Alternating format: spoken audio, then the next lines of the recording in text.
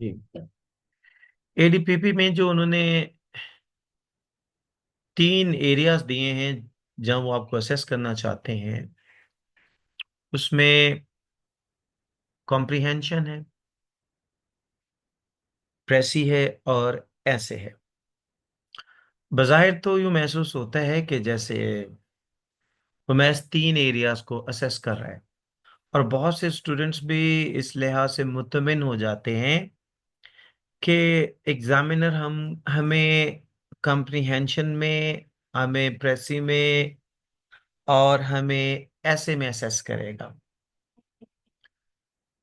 लेकिन स्टूडेंट्स शायद इस बात को वेटेज नहीं देते कि बुनियादी तौर पर जो वो इन तीनों क्वेश्चंस को असेस करना चाहते हैं, वो आपको एक प्रॉपर सेंटेंस के थ्रू जो असेस करेगा। यानी वो कॉन्फिडेंट है एग्जामिनर कि आप अपने सेंटेंस स्ट्रक्चर में एक्सपर्ट हैं, आपकी हाव नो बहुत अच्छी है, आप एक अच्छी इंटेल के साथ जो है इस क्वेश्चन में आएंगे।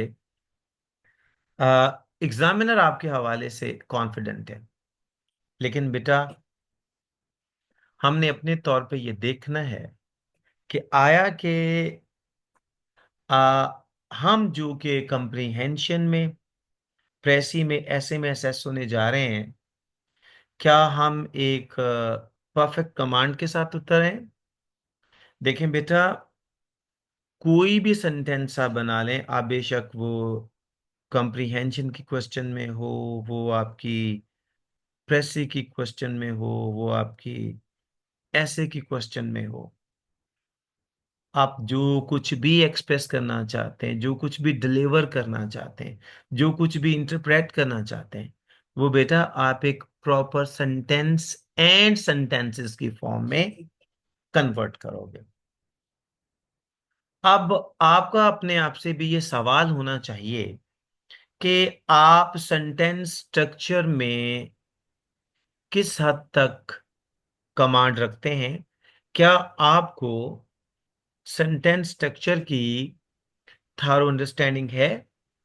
देखें बेटा, आपकी छोटी सी भी मिस्टेक जो है सेंटेंस स्ट्रक्चर में, उसके लिए आपको भारी कीमत अदा करना पड़ सकती है। तो भारी कीमत से मुराद यही होता है ना बेटा, कि वो आपको जो वो खुदा न खास्ता उस क्वेश्चन में अनफॉर्चुनेटली कहीं वो आपको ड्रॉप ना कर जाए, या ये भी हो सकता है कि आपका स्कोर बहुत पुअर ना कर जाए और आप कंपटीशन में जो है वो बहुत पीछे ना रह जाए।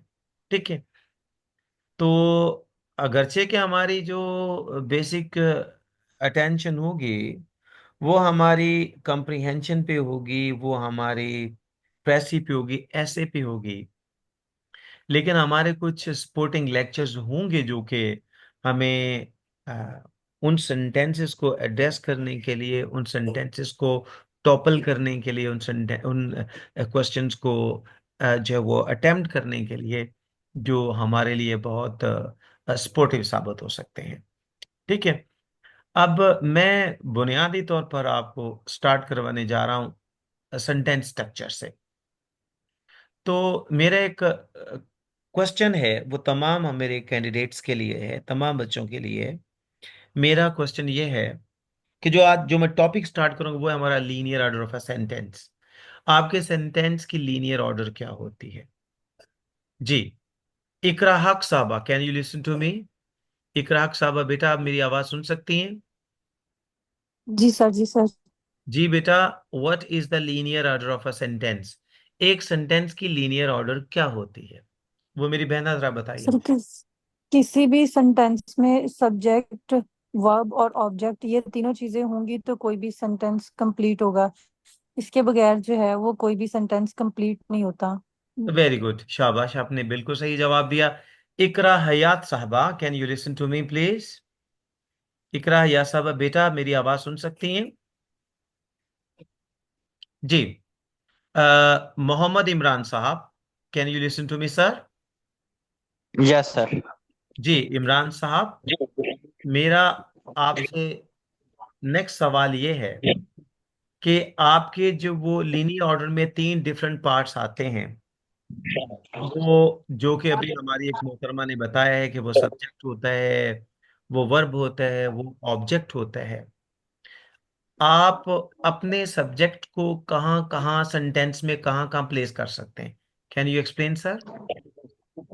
जी सर, जहाँ पे भी सेंटेंस में मेन हमने किसी चीज के बारे में, पर्सन के बारे में ये बताना है कि वो कोई शख्स काम कर रहा है, अमूमन हम सेंटेंस के स्टार्ट उसी से ही लेते हैं।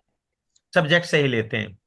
तो सब्जेक्ट से लेते क्या हम सब्जेक्ट को स्टार्ट के अलावा भी कहीं रख सकते हैं सेंटेंस में? वो सर आगे कॉम्प्लिकेटेड जब सेंटेंस आते हैं तो वहां तो बेसिकली सब्जेक्ट जहाँ पे मतलब अंडरस्टूड हो जाता है।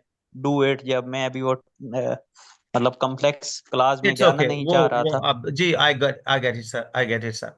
जी हाँ। तो मैं इसलिए कह रहा हूँ एडवोकेट स्टार्ट राणा में ही हमें। साहब, thank you very much mister Imran. Just I am talking to mister Rana. So would you explain कि सेंटेंस में हम अपने सब्जेक्ट को बेटा कहाँ कहाँ प्लेस कर सकते हैं? स्टार्ट में भी रख सकते हैं, एंड पे भी रख सकते सर हैं, अगर दरमियान में हैंड एंड फ्री पे। है तो सर वो उतार दीजिए, मैं प्रॉपरली आपको सुन नहीं पा रहा। हेलो। जी सर। हेलो। जी जी, respected, I can listen to you sir, you can speak. जी। हाँ, सब्जेक्ट को उसके सेंटेंस के स्टार्ट में भी रख सकते हैं, दरमियान में भी रख सकते अच्छा, तो क्या हम इसको एंड पे ले जा सकते हैं? हैं। एंड पे वो कॉम्प्लिकेटेड जो है सेंटेंस उसमें बेटा एंड पे भी ले जा सकते एक चीज, रिस्पेक्टेड इमरान साहब ने भी एक टर्म यूज की थी, कॉम्प्लिकेटेड सेंटेंस। बेटा ग्रामर में इस टर्म की कोई गुंजाइश नहीं, कोई इस टाइटल से कोई सेंटेंस नहीं आता। बहरहाल ये एक रिकैप्चुलेशन था। Just I am going to start. बेटा आप सेंटेंस में सब्जेक्ट को सेंटेंस के शुरू में भी ला सकते हैं, सेंटेंस के मिडल में भी ला सकते हैं, और सेंटेंस के एंड पे भी ले जा सकते हैं। ठीक है। अब इसकी एग्जांपल बेटे मैं आपको यूं दूंगा। मिसाल के तौर पर मैं कहता हूं, आई टीच इंग्लिश। तो बेटा देखें यहां पर जो मेरा जो वर्ड मैंने यहां पे आई यूज किया है, ये मेरा सब्जेक्ट है, और टीच जो है ये वर्ब है, और इंग्लिश क्या है, ये हमारी ऑब्जेक्ट है। ठीक है। अब हमने आई को सेंटेंस के सेंटर में कैसे लाना है, हमने इसी जगलरी के साथ जाना, हमने आई को ही डिस्कस करना है। एडवोकेट अस्मा सैफ साहबा, आप बेटा मुझे सुन सकती हैं? जी। एडवोकेट अस्मा सैफ साहबा, जी प्लीज। उमर एहसन साहब, उमर एहसन साहब। जी sir.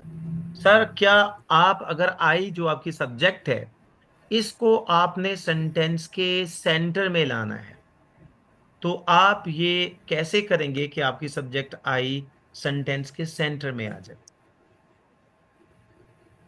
Can you do it sir? Centre का तो एंड पे आ सकता है, पैसिव वॉइस से सेंटर का नहीं मुझे पता। सर पैसिव की हम बिल्कुल भी बात नहीं करेंगे, हम पैसिव की बात ही नहीं कर रहे। एक चीज ध्यान में रखिएगा, आई am talking about active voice. ठीक है, हम पैसिव की बात नहीं कर रहे। Yes I do it like this. अब देखें, अब मैं कहता हूं, इट इज आई सही। Who teach English. It is I who teach English. अब यहाँ पे देखिएगा हमारी जो सब्जेक्ट आई है, वो बेसिकली कहाँ पे प्लेस हो गई, वो हमारे सेंटेंस के सेंटर में आ गई। अच्छा एक बात बेटा, आप तमाम बच्चे ये जहन में बिठा लें कि इट इसके बाद मैं क्या बोलने लगा हूं। इट इसके बाद ग्रामर क्या कहती है, बात को ध्यान से सुनिएगा बेटा। इट इज के बाद अगर प्रोनाउन लगाना है या नाउन लगाना है, इट इज के बाद अगर आप नाउन लगाएं या आप प्रोनाउन लगाएं। इट इज के बाद आप it is plus noun slash pronoun. It is के बाद पहला तो बेटा ये रूल मैं आपको समझा दूं। इट इज के बाद अगर आप नाउन लगाएं या प्रोनाउन लगाएं तो बेटा ग्रामर ये कहती है उसके बाद आपका डिफाइनिंग क्लॉज का आना शर्त होता है। उसके बाद परी, मैंने क्या कहा बेटे? परी जरा मेरी बात को सेकंड कीजिए। कोमल। अस्सलाम वालेकुम सर। वालेकुम सलाम। आपने कोमल क्या कहा कही? है कि यस सर, आपने कहा है कि इट इसके बाद जब नाउन या प्रोनाउन आए तो उसके बाद डिफाइनिंग क्लॉज का आना शर्त होता है। उसके बाद डिफाइनिंग क्लॉज का आना शर्त होता है। ठीक है। अब देखिए मिसाल के तौर पे इसकी मैं नीचे वाली लाइन पे एग्जांपल में देता हूं। जैसे मैं कहता हूं इट इज दिया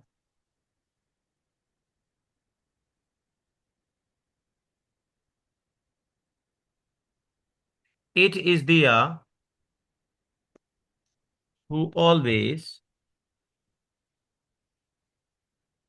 स्टैंड्स फर्स्ट। अब देखो बेटा जी, मैंने ये कहा है इट इज के बाद अगर नाउन आ जाए, अगर नाउन आ जाए तो उसके बाद क्या होता है? उसके बाद डिफाइनिंग क्लॉज का आना शर्त होता है। तो हमने क्या कर दिया? इट इज दिया वो ऑलवेज स्टैंड्स फर्स्ट।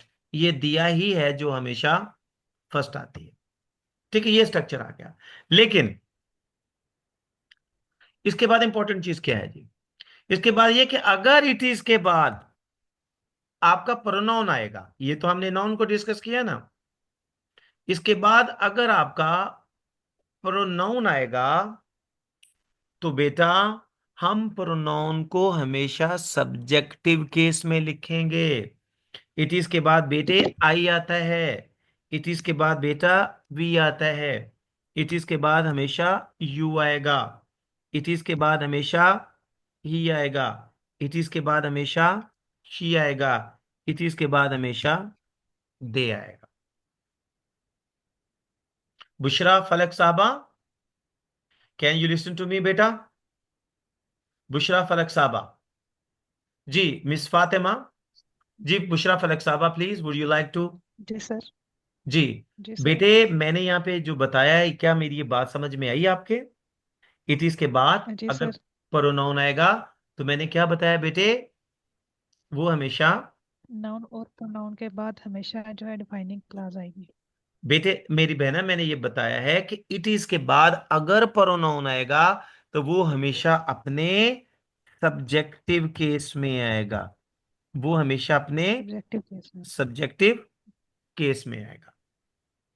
अब प्रोनाउन का, अब देखो बेटा, बहुत से बच्चों के जेहन में ये सवाल आ सकता है कि ये सब्जेक्टिव केस क्या है, ऑब्जेक्टिव केस क्या है। अब मैं पहले इसको डिफाइन करूंगा, क्योंकि ये रिकॉर्डिंग हो रही है आपकी, इसको बाद में भी आप सुनेंगे तो ये चीजें इंशाल्लाह आपको क्लियर हो जाएंगी। बेटे जब हम किसी भी प्रोनाउन को आ, उसके यूजेज में जाते हैं ना प्रोनाउन के, तो बेटा एक चीज ध्यान में रखिएगा, उसकी हम बाइफर्केशन करते हैं। उसको हम सब्जेक्टिव केस में, सब्जेक्टिव केस में, या फिर बेटा हम उसको ऑब्जेक्टिव केस में यूज करते हैं। सब्जेक्टिव केस प्रोनाउन का क्या है बेटा? हमारे पास आई है, वी है, हमारे पास सेकंड पर्सन यू है, ही है, शी है, दे है। ये बेटा हमारे पास फर्स्ट पर्सन है, ये हमारे पास सेकंड पर्सन है, ये हमारे पास थर्ड पर्सन है। मैं इनको अंडरलाइन कर देता हूं इनकी क्लास के हवाले से कि ये हमारे पास क्या है। ये हमारे पास फर्स्ट पर्सन है, ये हमारे पास सेकंड पर्सन है, और ये हमारे पास थर्ड पर्सन है। ठीक है। हम बेटा आई को, वी को, यू को, ही, शी, दे को, अगर हम यहाँ पे इट भी ऐड कर लेंगे तो नॉट बैड। ये सब थर्ड पर्सन है। और क्योंकि ये सब प्रोनाउन है बेटा, हम बेसिकली हम I, we, you, he, she, it, they को उस वक्त लिखते हैं जब हम किसी भी शख्स को या एक से ज्यादा लोगों को काम करने वाले जाहिर करना चाहते हैं। मिसाल के तौर पर मैं ये कहता हूं, मैंने ये कहा, फॉर एग्जाम्पल मैंने ये कहा,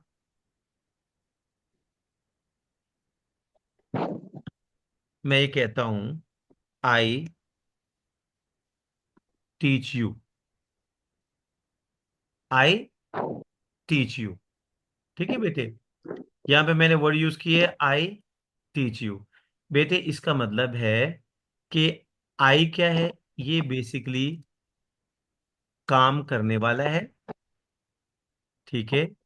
टीच क्या है, ये वो काम है जो परफॉर्म कर रहा है। और यू कौन है, ये वो काम वसूल करने वाला। आई क्या आपका सब्जेक्ट है। सब्जेक्ट क्या होता है, काम करने वाला। और वो काम, ये सेंटेंस में सब्जेक्ट काम क्या कर रहा है, वो पढ़ाता है। और जो यू क्या है, यहां पर ये ऑब्जेक्ट है। और ऑब्जेक्ट क्या होता है, काम वसूल करने वाला। जब आप किसी भी प्रोनाउन को काम वसूल करने वाला डिस्क्राइब करना चाहते हैं तो बेटा आप उसको उसके ऑब्जेक्टिव केस में लिखेंगे। जैसे आई का ऑब्जेक्टिव केस है मी, वी का ऑब्जेक्टिव केस है अस, यू का ऑब्जेक्टिव केस यू होता है बेटे, और ही का ऑब्जेक्टिव केस है हम, हिम, और शी का ऑब्जेक्टिव केस है हर, और इट का ऑब्जेक्टिव केस इट होता है, दे का होता है देम। ठीक है। अब बेटा, अब यह देखिएगा, मैं कहता हूं you respect me, you respect मी। आप बेटे इस सेक्शन को देखिएगा। आप ऊपर वाले सेंटेंस में बेटे जब आप जाएंगे तो आप देखेंगे, आप क्या देखते हैं, आप देखते हैं कि ये शख्स जिसको मैंने बोल्ड किया है, ये शख्स काम करता है और ये काम को वसूल करता है। ये शख्स ये काम करेगा और ये उस काम को वसूल करेगा। यानी आई टीच यू, मैं काम करने वाला। ठीक है। और मैं काम क्या करता हूं, टीच करता हूं। यू यहां पर क्या है, आप रिसिपिएंट है। I is the doer of an action. यहाँ पे आई के लिए मैंने इज यूज किया है। Actually I am not talking I am, I doesn't express, doesn't, it is not expressed as a subject. ठीक है। आई क्या है, I is a subject here and you is an object। यहाँ पे आई की जो प्रोनाउन है वो सब्जेक्ट का फंक्शन कर रही है और यू की जो प्रोनाउन है वो ऑब्जेक्ट का फंक्शन कर रही है। अब दूसरे सेंटेंस में आए तो दूसरे सेंटेंस में लिखा है यू रिस्पेक्ट मी। अब यू काम करने वाला है, वो काम क्या करता है, वो रिस्पेक्ट करता है। और उस रिस्पेक्ट को रिसीव कौन करता है, वो मी करता है। क्लियर। तो अब देखें, अगर ये आपका सब्जेक्टिव केस है, ये आपका ऑब्जेक्टिव केस है। अगर आप फर्स्ट पर्सन के सब्जेक्टिव केस और ऑब्जेक्टिव केस को स्टडी करें तो दोनों की जो फॉर्मेशन है वो डिफरेंट है। लेकिन जब आप सेकंड पर्सन को स्टडी करते हैं तो बेटे इन दोनों की फॉर्मेशन क्या होती है, वो डिफरेंट होती है। तो डिफरेंशिएट करना मुश्किल होता है कि आया कि ये एज ए सब्जेक्ट फंक्शन कर रहा है या एज एन ऑब्जेक्ट फंक्शन कर रहा है।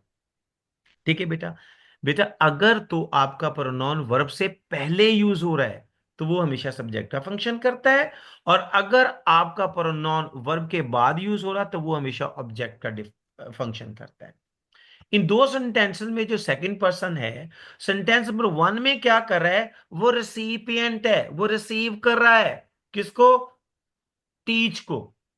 वो टीच में जो एक्टिविटी हो रही है ना, पढ़ाई जाने वाली एक्टिविटी जो हो रही है, उसका रिसिपिएंट है। जबकि दूसरे सेंटेंस में यू क्या फंक्शन कर रहा है, वो डूअर का फंक्शन कर रहा है, काम करने वाले का फंक्शन कर रहा है।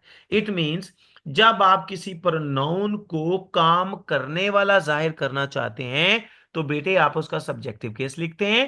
जब आप किसी प्रोनाउन को काम वसूल करने वाला जाहिर करना चाहते हैं तो आप बेसिकली उसके ऑब्जेक्टिव केस को लिखते हैं। Is it clear?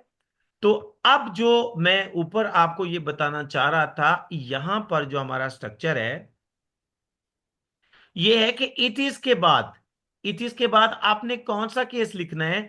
It is के बाद अगर आपने प्रोनाउन लिखना तो वो हमेशा अपने सब्जेक्टिव केस में आएगा।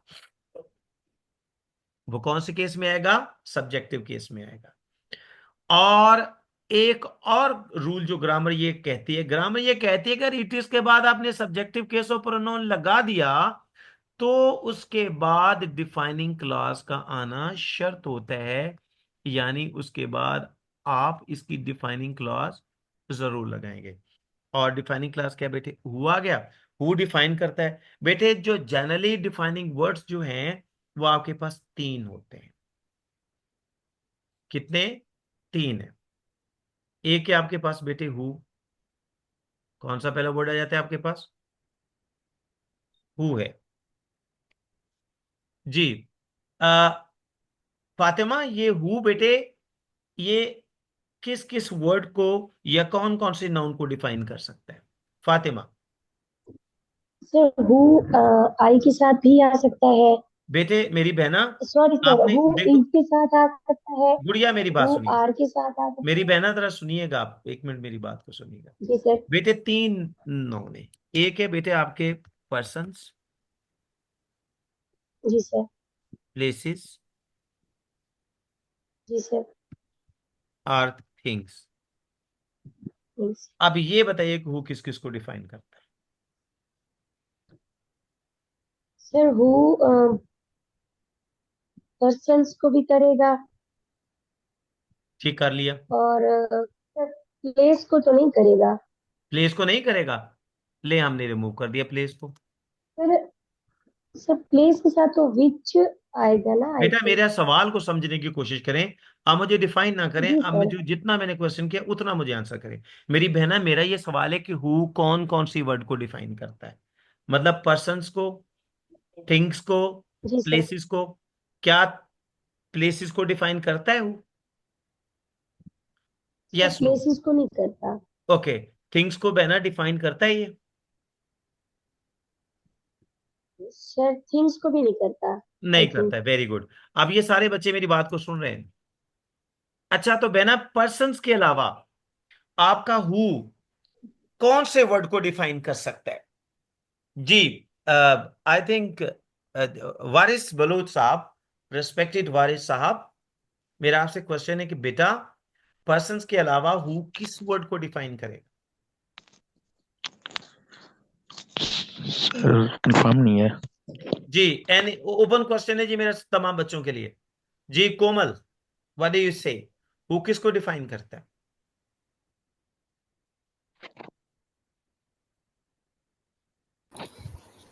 जी सर, जो हु है वो पर्सन को भी इंडिकेट करेगा और थिंग को भी इंडिकेट करेगा, क्योंकि हु जो होता है वो किसी चीज को इंडिकेट करने के लिए किया जाता है। तो थैंक यू वेरी मच। जी uh, Imran Sahab, you raise your hand please. जी इमरान मैं साहब। समझता हूँ कि मेरे सर नॉलेज के मुताबिक है कि ये जानदार चीजें यानी पर्सन्स को डिफाइन करेगा। जानदार चीजों में तो बेटे हमारी डॉग भी आ जाता है, कैट भी आ जाती है, उसके साथ यूज होता है। पर्सन्स को पर्सन्स को पर्सन्स को करेगा, करेगा। पर्सन को याद जी करेगा। Very good, that's okay. और किसी बच्चे, कोई और बच्चा एक्सप्लेन करना चाहे? Here is somebody title as an advocate. जी मिस्टर और miss advocate, would you like to explain? जी यहाँ पे एक बच्चा एडवोकेट के नाम से, बेटे आप एक्सप्लेन करेंगे? जी दैट्स फाइन। सुनिए जी, लिसन टू मी प्लीज। सबसे पहले तो मेरी रिक्वेस्ट है जितने भी पार्टिसिपेंट्स है please come with your proper name so that I may call you आपसे क्वेश्चन करने के लिए भी मैं आपको एड्रेस करना चाहूँ। बेटा ये ज़हन में रखिएगा, हु इस्तेमाल होता है हमेशा पर्सन्स और पेट्स के साथ।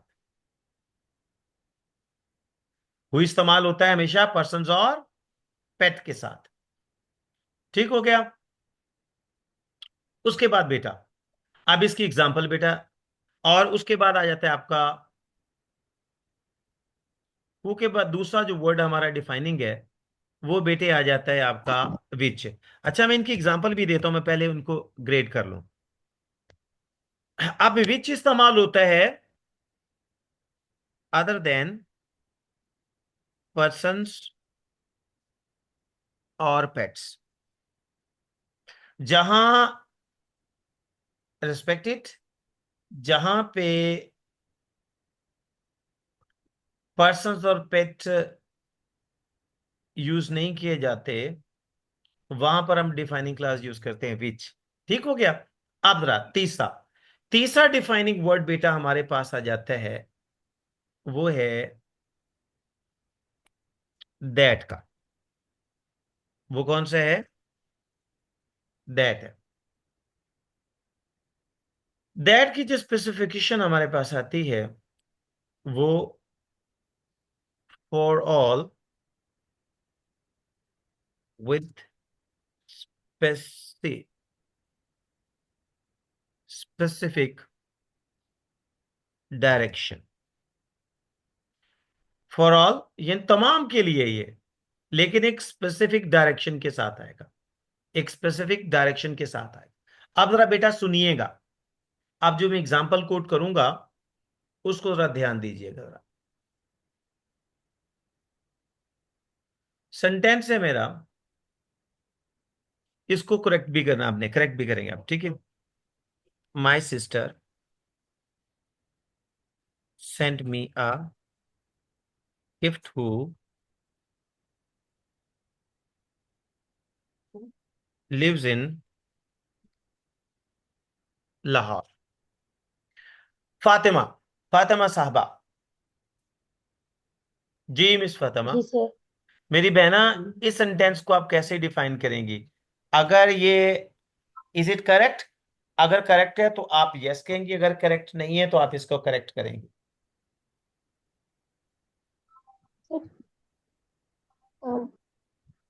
आप कोशिश किया करें जल्द आंसर करने की। जी सो करेक्ट है। करेक्ट है, गुड। बुशरा साहबा, बुशरा फलक साहबा।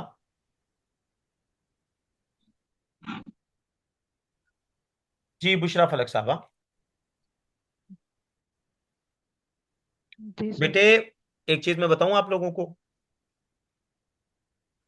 आपकी पार्टिसिपेशन जो है ना, आपका एक्टिव रोल जो है, आपकी लर्निंग को जो है वो कंफर्म करेगा। अब बहुत मजा आएगा आपको ग्रामर सीखने में। देखिए जो बच्चे ग्रामर सीखना चाहते हैं ना, जो इन क्वेश्चंस पे कमांड हासिल करना चाहते हैं, ऐसे के ऊपर, प्रेसे के ऊपर, कंप्रीहेंशन के ऊपर, उनको इन चीजों के बारे में उनकी हौनो बड़ा अच्छा होना चाहिए। जी अस्मा सैफ साहबा, एडवोकेट अस्मा सैफ। जी सर। बहना ये सेंटेंस देखिए, my sister sent me a gift who lives in Lahore. तो बेटे यहां पर जी मैंने, सर ये जी जी बोलिए बोलिए बोलिए, शाबाश। सर ये डिफाइनिंग वर्ड है हु जो है, तो फिर ये my sister who lives in Lahore sent me a gift इस तरह आएगा, क्योंकि इस ये तरह का, सिस्टर को डिफाइन कर रहा है। जी। जी क्योंकि बेटे सुने, लिसन टू मी प्लीज, इसमें बेटे हमने जो नाउन यूज किए हैं वो हमने जी। गिफ्ट यूज किया, हमने सिस्टर यूज किया, हमने लाहौर यूज किया। ठीक है, तीन हमारे पास जो जी। है वो हमारे नाउन है, एक सिस्टर है, एक गिफ्ट है और एक लाहौर है। ग्रामर क्या कहती है? वे ऑलवेज यूज रिलेटिव प्रोनाउन। बेटे आपको जो हु है, जो आपका विच है, जो आपका दैट है, ये तीनों वर्ड्स क्या है? ये आपके रिलेटिव प्रोनाउन है। रिलेटिव प्रोनाउंस जो होते हैं बेसिकली आपके डिफाइनिंग वर्ड्स होते हैं। मैंने क्या कहा कोमल, मैंने क्या कहा? आपके जो रिलेटिव प्रोनाउंस है ना, ये हु, विच, दैट, बेटा विच इनके बारे में मैंने क्या बताया है? सर आपने कहा है कि we always use relative pronoun soon after the word it qualified. हाँ जी, हम रिलेटिव प्रोनाउन को हमेशा उस वर्ड के फौरन बाद लिखते हैं जिसको ये क्वालिफाई करते हैं। बेटा मैंने बताया था कि हु की जो वर्ड है ना, ये बेसिकली यूज होगी किसके साथ? पर्सन्स और पेट्स के साथ। यहां पे देखें कि बेटे ये जो 3 नाउन है, इनमें से सबसे पहले तो पेट देखिएगा कि पेट कौन सा है। जी राणा साहब बताइए, एडवोकेट राणा साहब, इन तीनों में पेट कौन सा है हमारा? हमारा कोई पेट नहीं है, यानी जी प्लीज, हमारा इन तीनों में कोई पेट नहीं है। ना लाहौर पेट है, ना गिफ्ट पेट है, ना सिस्टर पेट है। इसका मतलब है कि यहां पर जो पेट वाली कंडीशन है वो तो एप्लीकेबल नहीं है। दूसरा पर्सन्स में आ जाता है। हमने जो फर्स्ट जो नॉन को स्टडी किया वो है हमारा लाहौर, दूसरा गिफ्ट और तीसरा सिस्टर। इन तीनों में पर्सन कौन सा है? इन तीनों में पर्सन की वर्ड को कौन डिफाइन कर रहा है? जी फातिमा, सिस्टर। सिस्टर सिस्टर कर रहा है। से। तो हमने रूल क्या पढ़ा है? We always use relative pronoun soon after the word it qualifies. ये तो बेटा दो वर्ड्स को क्वालिफाई करता है, पर्सन्स को करता है या फिर ठीक है। पेट्स को करता है। तो हमने इस वर्ड को उठाना है, कहां पे लेके जाना है? उस वर्ड के फौरन बाद लिखना है जिसको ये क्वालिफाई करता है। तो बेटा ये यहां से हमने उठाकर इसको हमने क्या किया? हमने इसको यहां पे प्लेस किया। तो ये फौरन बेसिकली था। हमारी my sister who lives in Lahore send me a gift. ये बेसिकली आपका डिफाइनिंग क्लॉज है। डिफाइनिंग क्लॉज को जब हम रिमूव करते हैं तो हमारे पास सेंटेंस क्या बचती है? My sister send me a gift. Is it clear? जी sir. My sister which one? जी sir. Who send me a gift. Is it clear?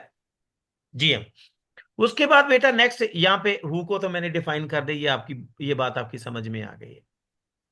बेटा किसी बच्चे का क्वेश्चन? उमर एहसन साहब, डू यू अंडरस्टैंड? उमर साहब मेरी बात समझ में आ रही है आपके? जी सर, जी सर। जी। अब देखो बेटे, हमारी सर एक और इनके सेंटेंस। सर इनके सर एक क्वेश्चन है कि इनके दरमियान में कहीं पे कॉमा वगैरह प्लेस करेंगे लाहौर के बाद, या बस ऐसे ही सेंटेंस लिख देंगे मेरी जैसे बहना, ये है? ये जो आप बात करिए नॉन डिफाइन वो आते हुए नॉन रिस्ट्रिक्टिव क्लॉज, अगर आप यूज करना चाहे तो वो डिपेंड करता है एग्जामिनर पे कि एग्जामिनर क्या आपको वो जी ट्रायल सर। दे रहा है, नॉन रिस्ट्रिक्टिव क्लॉज की ट्रायल दे रहा है। अगर वो नॉन रिस्ट्रिक्टिव की दे रहा है तो ये बेसिकली ब्रैकेटिंग कॉमा की जो स्टेटमेंट होती है ना बेटे, ये देखिएगा। जी ये सर। ये देखें आपकी जो ब्रैकेटिंग कॉमा, इसको बोलते हैं ब्रैकेटिंग कॉमा। ब्रैकेटिंग कॉमा में आपकी नॉन फ्रेज भी आ सकती है, ब्रैकेटिंग कॉमा में आपकी एडवर्ब फ्रेज भी आ सकती है, ब्रैकेटिंग कॉमा में आपकी एडवर्ब फ्रेज भी आ सकती है, ब्रैकेटिंग कॉमा में आपकी एडजेक्टिव क्लॉज भी आ सकती है, ब्रैकेटिंग कॉमा में आपका एडवर्ब क्लॉज भी आ सकता है। जी बात की सर। समझ आई? अगर तो जी ये सर। बेटा ब्रैकेटिंग कॉमा में है तो मेरी बहना इसको कहते हैं non restrictive, non essential clause. Non restrictive और नॉन एसेंशियल क्लॉज। ग्रामर ये कहती है कि आपकी non essential, non restrictive clause किसी तौर पर भी सेंटेंस की सेंस को डिस्टर्ब नहीं करती, इंपेयर नहीं करती। अगर ये नहीं भी होगा तो भी सेंटेंस क्या करेगा? अपनी सेंस बनाएगा। मिसाल के तौर पर ठीक यहां पे सर। देखो बेटे, इसको मैंने यहां से उठा दिया। अब मैंने इसको उठाया, सेंटेंस क्या बन गया आपका? My sister my sent me sister a saint gift. Me a gift. मेरी बहन ने मुझे तोहफा भेजा। बेटा समझ आ रही मेरी बात की? आपने रीजॉइन करना है, अगर हम रन आउट हो जाए ना तो प्लीज आपने रीजॉइन करना है। अब अगेन के इसको नॉन एसेंशियल में क्या आ गया? My sister who lives in Lahore sent me a gift. मेरी बहन जो कि लाहौर में रहती है उसने मुझे तोहफा भेजा। देखें बेटा, वो लिव्स इन लाहौर वो सेंटेंस की सेंस को इंपेयर नहीं कर रही, वो बेसिकली आपके सब्जेक्ट को जी सर। डिफाइन कर रही है। आप जो आपका सब्जेक्ट सिस्टर है वो उसको डिफाइन कर रही है कि कौन सी सिस्टर है आपकी। फातिमा समझ आ रही है मेरी बात ठीक की? सर। जी जी सर। जी, हम बेटा रन आउट होने सही लगे नहीं, प्लीज। वजाहत अगर देना या ना देना, जी सर वजाहत अगर दे या ना दो इसके बगैर भी। जी बिल्कुल, ये बेसिकली एक वजाहती स्टेटमेंट होती है जिसका होना ना होना कोई मायने नहीं रखता। जो आपने पूछा ना ब्रैकेटिंग कॉमा की एडिशनल बात है, मैं उसकी बात कर रहा हूं। हम रन आउट होने लगे जी, प्लीज हम रीजॉइन